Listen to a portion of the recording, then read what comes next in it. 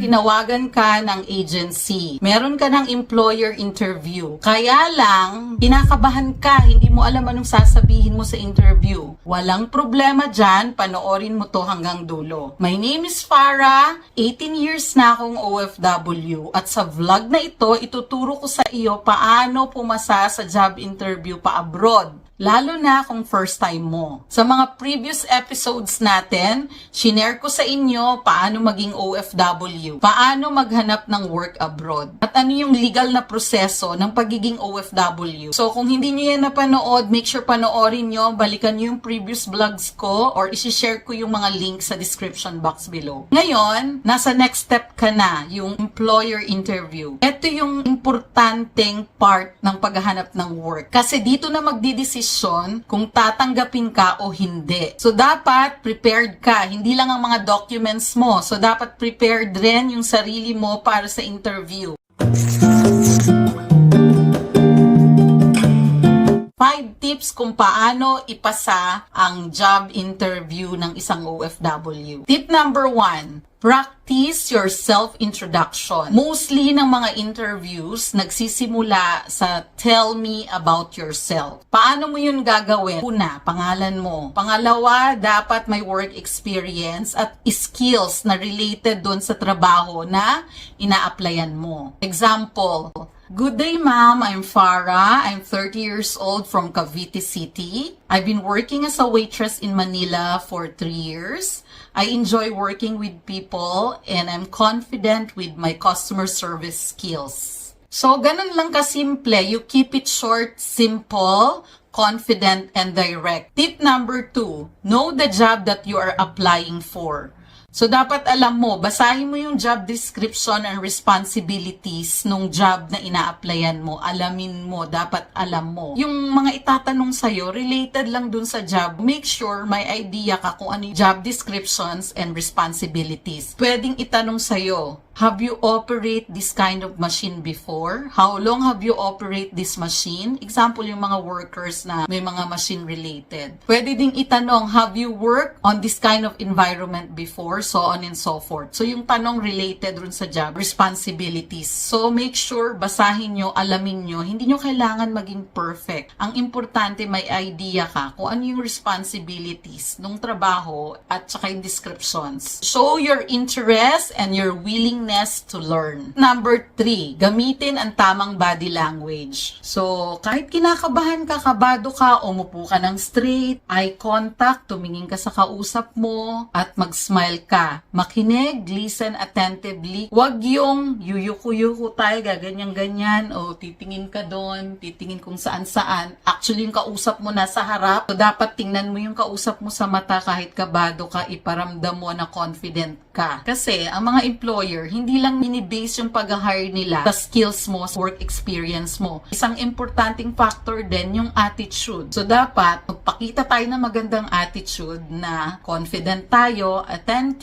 at may respeto. Kasi kung nayuko-yuko, ganyan, habang nagsasalita yung kausap mo, nasaan yung respect doon, diba? So, ayun, very simple. Gamitin ang proper na body language during ng interview. Tip number 4, answer honestly but strategically. So, ano bang ibig sabihin nun? Example, tinanong ka ng employer, do you know how to use this machine? Or have you used this kind of machine before? Kung hindi ka naman talaga marunong, sumagot ka ng with all honesty.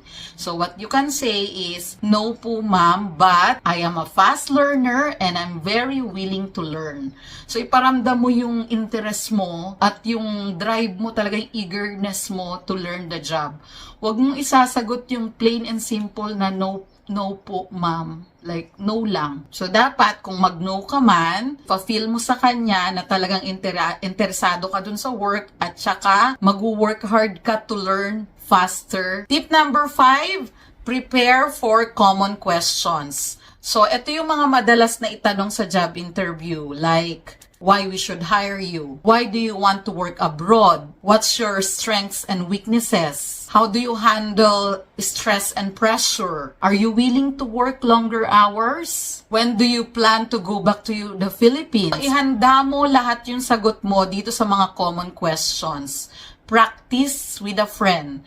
Ngayon, kung wala kang friend na pagpa-practicean, practice in the mirror. Napakadali lang. Kung nahirapan ka, meron tayong ChatGPT, meron tayong Google. You can type the question in the Google or in ChatGPT para magbigyan ka ng mga possible na pwede mong isagot sa mga tanong na sinabi ko. Kung English speaking yung interviewer mo, make sure English din yung isasagot mo.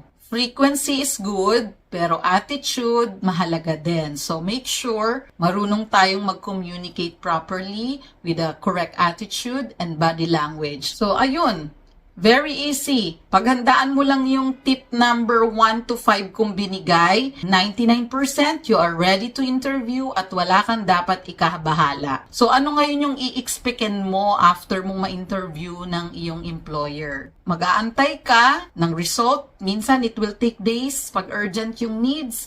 Minsan it will take weeks. So, kalma ka lang. Just follow up nicely with the agency kung ano na yung naging result ng interview mo. After mo ma-interview, wag naman yung magpa-follow up ka kaagad the next day. Baka, mairita naman yung agency sa'yo. So, give them at least 1 week. Pag hindi ka binalikan ng agency, follow up the agency nicely after 1 week. Ganun lang. So, that as easy as that. So, habang nag-aantay ka, prepare yourself. Ano yung mga dapat mo pang ihanda sa personal life mo. I-review mo ulit lahat ng documents na mga requirements. Kung in place pa ba, may kulang pa ba. So, at least habang nag-aantay ka, may ginagawa kang productive.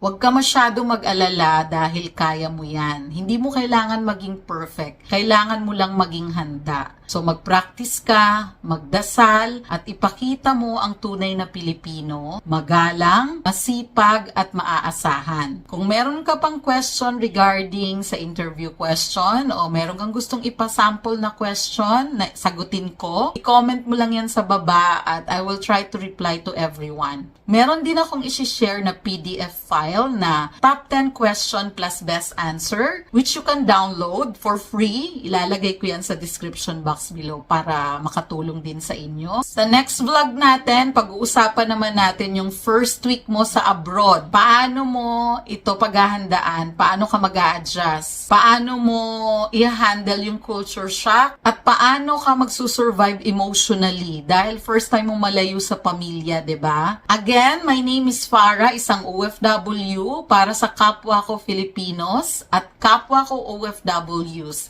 Kita-kits next episode.